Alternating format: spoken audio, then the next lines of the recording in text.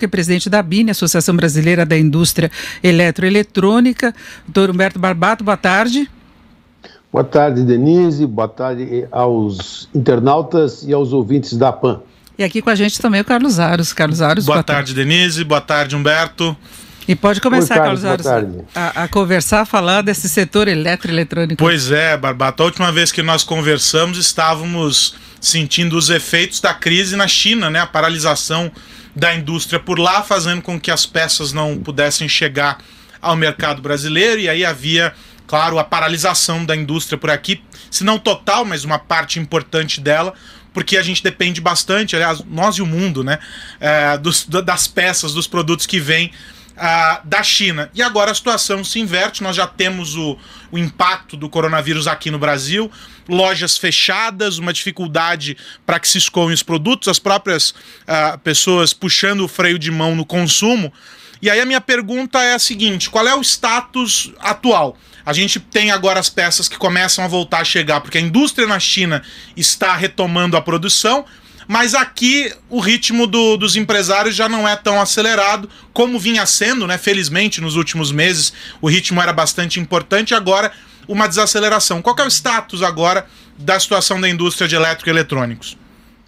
Olha, na realidade, 97% da indústria, ela de alguma maneira está afetada. Somente 3% que nos informou que não foi afetado pela falta de componentes ou por qualquer outro distúrbio na cadeia produtiva.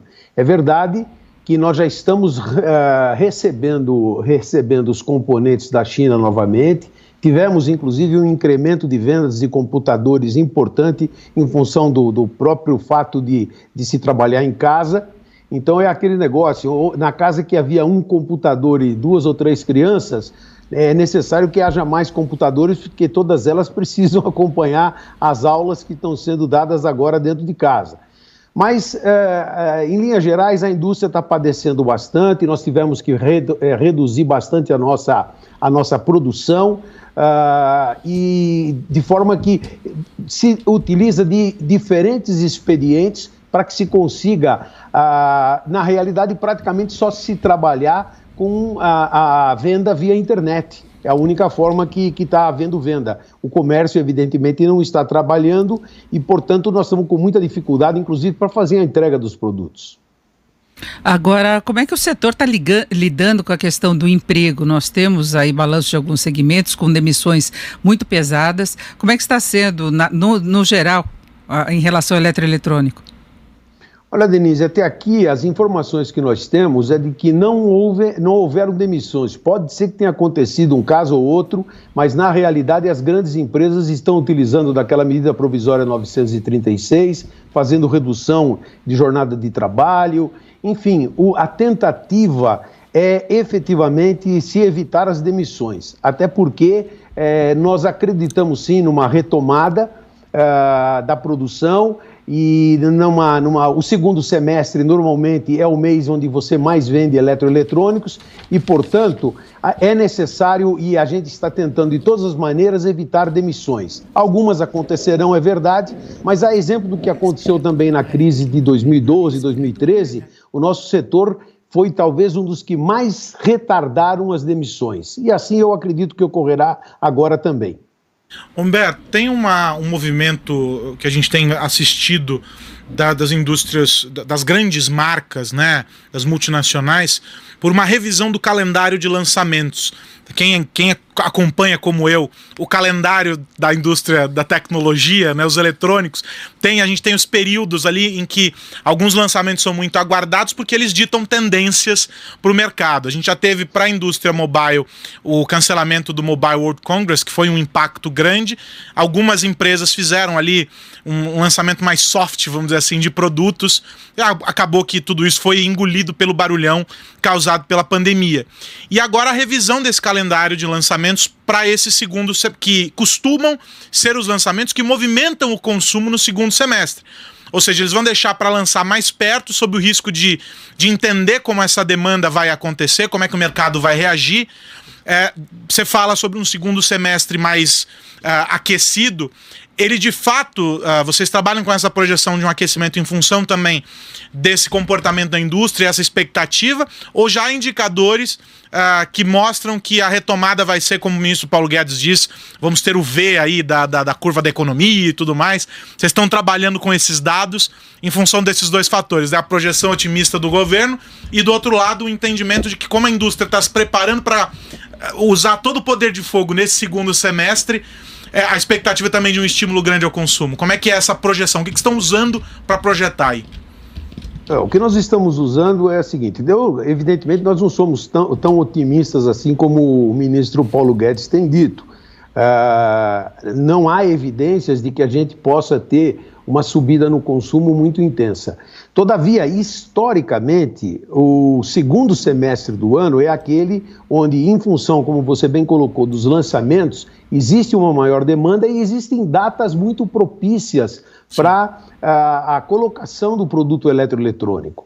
Então, nós estamos acreditando, sim, que a gente deva ter um segundo semestre bem melhor do que vai ser este primeiro semestre, até porque só até o mês de março, que são os últimos dados que eu tenho, a queda de produção já foi de 25% Sim. em relação ao mesmo trimestre do ano passado.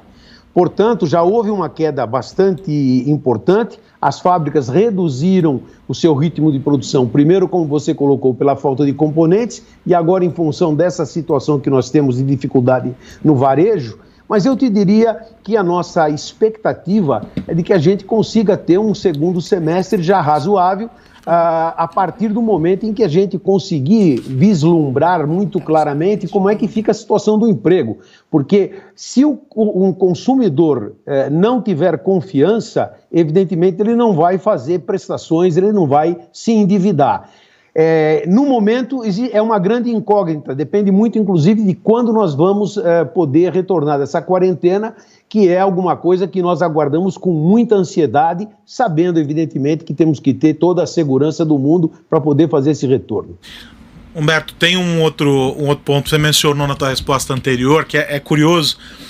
As vendas de computadores não vinham tão empolgantes assim, não só aqui no Brasil, globalmente os indicadores não eram tão empolgantes, e por causa do teletrabalho aí forçado, né, do home office forçado, as empresas foram obrigadas também a fazer novas aquisições de máquinas.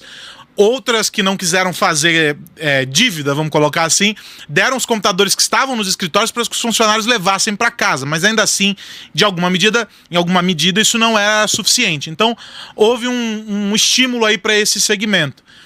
Dá para a gente dizer que, assim como houve esse movimento, outros segmentos pontuais vão ter algum estímulo por causa dessa mudança na formatação do trabalho, mesmo na rotina das pessoas, né? A gente viu, você falou sobre os PCs, dá pra gente pensar, por exemplo, que talvez os dispositivos móveis percam um pouco de espaço, ninguém vai trocar de celular agora, mas talvez todo mundo em casa, televisão, ganhe mais espaço. Então, dá pra saber que alguns pequenos estímulos a esses setores vão acontecer de alguma maneira? Nós temos, eu te diria que infelizmente não é bem um estímulo. O que a gente possivelmente ganhou um pouco a mais, o que a gente vendeu um pouco a mais de PCs, nós reduzimos na venda de telefones celulares. Essa é uma realidade. Os celulares perderam um pouco do ritmo que vinham tendo, porque eles cobriam grande parte da atividade que se faz de trabalho, de internet, etc. Agora, o que ocorre é o seguinte, quando você tem trabalhos mais efetivos a fazer, como eu comentei, você tem numa casa, vamos dizer, 2 crianças e os 2 têm que ter aulas por meios digitais, evidentemente você necessita que mais gente tenha computadores. Então, infelizmente, nós não estamos vendo ainda um crescimento em outros segmentos. Pelo contrário, o que a gente viu foi um decréscimo relativo no que tange a telefones celulares. E nós temos mais uma pergunta rapidamente. Eu queria saber se toda essa dificuldade de logística, comércio fechado, fez com que as empresas passassem a vender mais diretamente ao consumidor, se essa mudança pode ser perceptível depois que voltarmos à normalidade, com a reabertura mesmo do comércio, e como é que estão essas vendas? E mais uma coisa, questão de custos. Nós estamos vendo o dólar disparar, isso está afetando custos e preço final? Ô Denise, foi bom você ter me colocado isso, é muito importante eu comentar esse aspecto. Nós estamos tendo dois problemas simultâneos. Primeiro, evidentemente, você sabe a dependência que nós temos de insumos importados, então, evidentemente, a taxa de câmbio interfere significativamente na composição de custos dos produtos. Agora, pior que o próprio dólar, ainda existe um outro problema gravíssimo, que é o problema de logística, o problema de frete. A redução dos fretes aéreos, dos voos, inclusive dos voos de passageiros, é alguma coisa muito séria, porque, evidentemente, você agora chega a ter incremento no valor do frete, por incrível que possa parecer, de 3.000%, face à grande diminuição que aconteceu no número de voos.